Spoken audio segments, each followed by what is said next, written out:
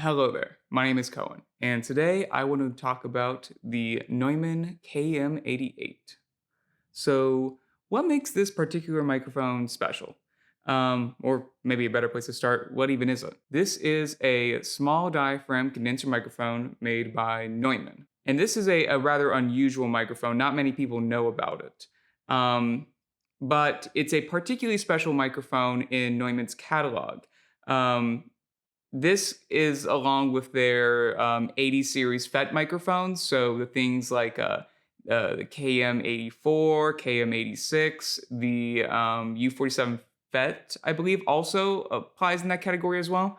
Um, those microphones have become classics and well revered, and most people know about them. The KM84 is kind of like the go to acoustic guitar microphone, and also like many people's most beloved snare microphone. The KM86 was like the Motown mic, and this one, on the other hand, is very unknown, compared to those other microphones. What makes this microphone different from the other KM8 series of microphones?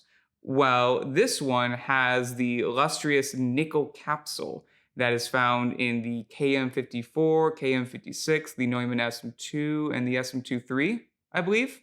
I believe it's all the microphones. I don't know. I may be missing one.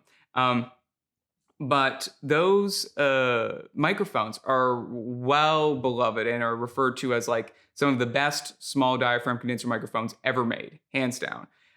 So many famous classic guitar tones were recorded with Neumann KM54s and 56s.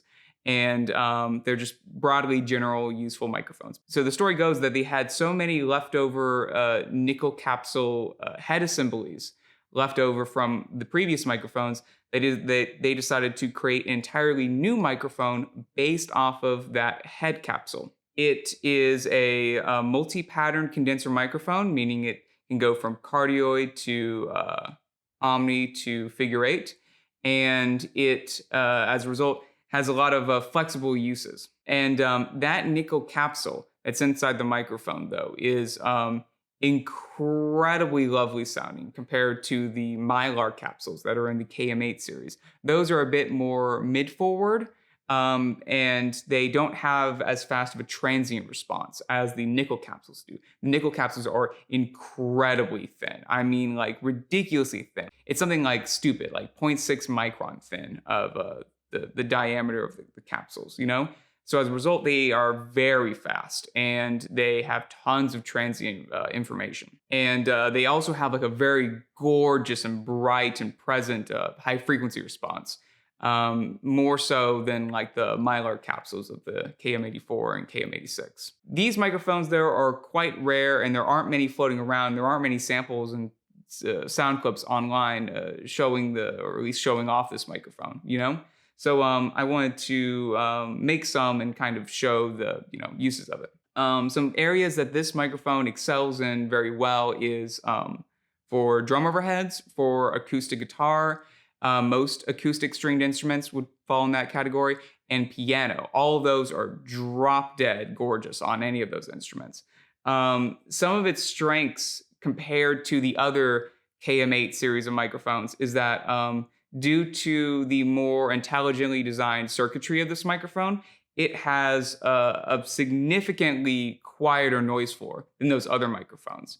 The signal-to-noise ratio is really good, and as a result, this is like just again, incredibly quiet microphone, That very good signal-to-noise ratio and low noise floor make this really useful in a lot of applications for quieter instruments, finger picking guitar, maybe gentle percussion, or as a room mic as well. But also, though, these microphones are not that expensive. I mean, like they are expensive and they're not. Compared to the KM86 and the what's it called? Neumann KM54s and 56, which go for a stupid amount of money. Like KM86s go for like $5,000 now or something stupid. These, though, they have increased a little bit in the past like 5 or so years. I got my pair for about $2,000 each. They usually are floating around the internet now for like maybe a little over 3 grand.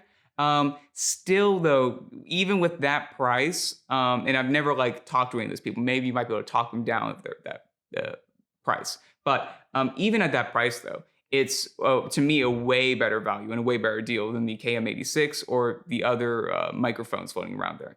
For instance, a lot of the KM54s and 56s that you see out there are not in the best condition and they've been neglected. And also, again, the maintenance that comes with tube microphones, makes those less of an attractive buy. In fact, that is like the beauty of this microphone. It takes the pluses of the earlier nickel capsule designed small diaphragm tube microphones that Neumann made, taking obviously the nickel capsule from that and combining that with the sort of plug and play and convenience and ease of the KM8 series of microphones. They're FET-based microphones. It avoids a lot of the pitfalls and negatives and downsides that the other KM8 series of microphones have. Like, for instance, usually with those, by activating the figure 8 polarity pattern or even the omni, you oftentimes end up having to increase the signal to noise ratio, not with this microphone. So again,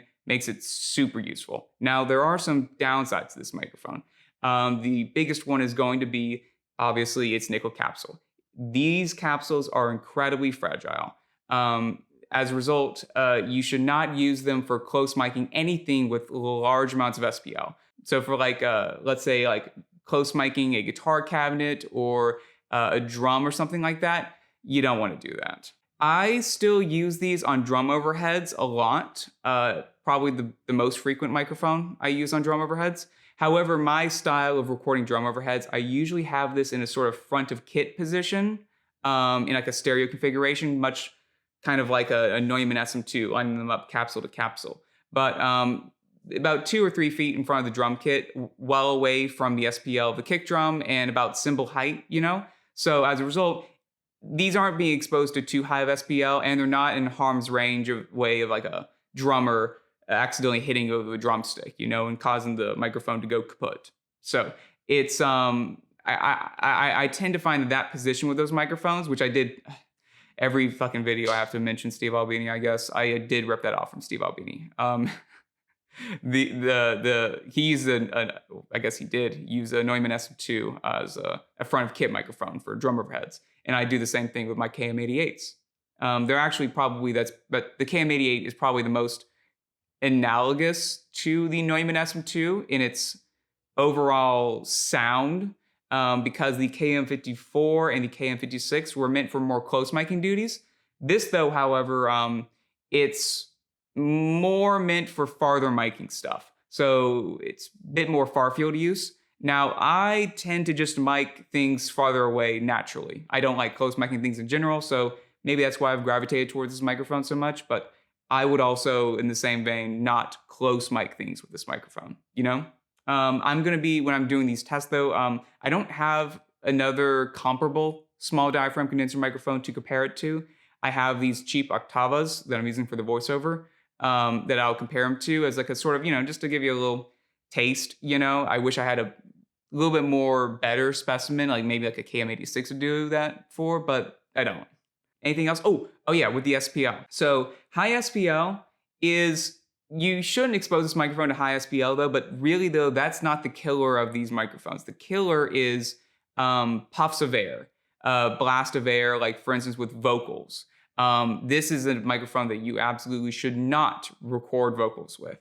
Now, they sound fantastic though, and I will occasionally use this for background vocals if there is a far enough distance from the miking. Like if I'm using this for like background vocals, I'm recording this like a foot away with a pop filter, like well away from any like puffs of air that could like damage the microphone, So if doing this for background vocals, make sure that the vocalists are far away. They do sound stunning and spectacular in that application. It might be because, the Neumann SM2 it was used quite common on early Motown stuff. They used a lot of like U47s and Neumann SM2s and SM23s and stuff, and they really like the Neumann SM2. And that's why they ordered something stupid like 15 or 20 KM86s, because that was than other like multi-pattern small diaphragm condenser microphone that they're making at the time. Maybe that's kind of why I like it. I don't know.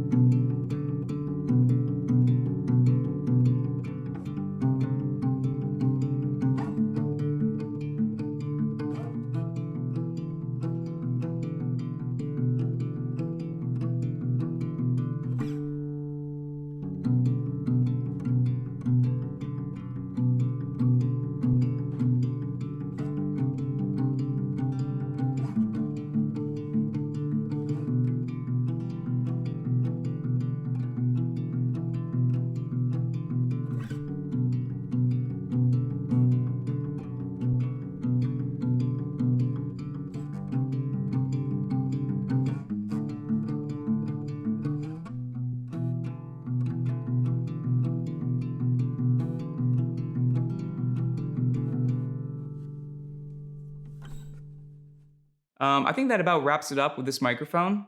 I hope y'all have a wonderful day. All right. Take care.